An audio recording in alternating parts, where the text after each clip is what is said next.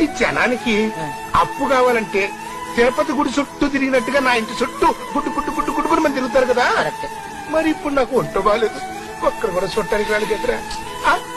పిచ్చన్న, నీ వాల్యుయేషన్ గురించి నీకు తెలియట్లే. నీదాకెందుకన్నా, ఈ సిటీలో ఏ సెంటర్ లోనైనా సరే నీ ఫోటో పెట్టు, దాన్ని చూడటానికి జనం క్యూలో నిలబడతారు. అదన్నా పబ్లిక్ లో నీ ఫేస్ వాల్యూ. కాదన్నా నిజం.